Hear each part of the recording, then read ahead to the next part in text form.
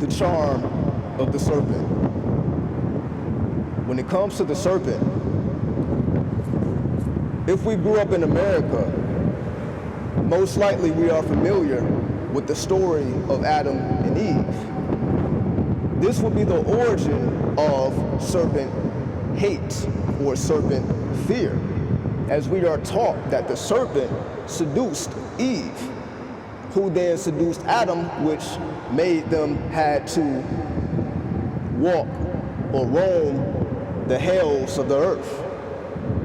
So, with this being the center focus or the foundation of not only hatred or fear of women, but hatred and fear of serpents, we see why they go hand in hand, because the Kundalini energy is the feminine side of the serpentine force.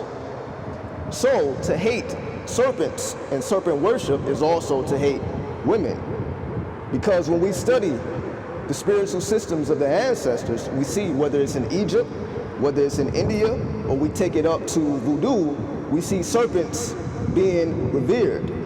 So somehow this reverence of serpents was changed to fear, because somehow the serpents, or in modern times even with aliens and reptilians, anything associated with reptilians or serpents is deemed demonic or sinister, wicked, or worse. So naturally, the fear of serpents bleeds out into the real world, which is why snake charming, for the most part, is banned. You don't really see snake charmers, especially in India. Back in the 70s, they were making it really hard for the snake charmers because of this fear that was created by religion. Because prior to religion, serpents were not feared, as we have just explored.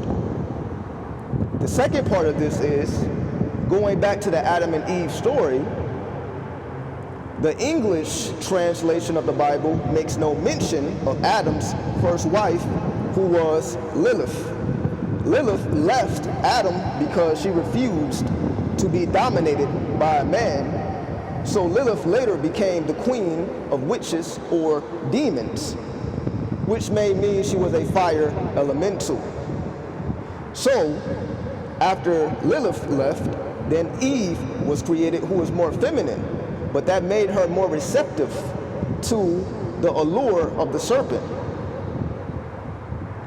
Because she was more receptive by being more feminine, that made her more open than Lilith was.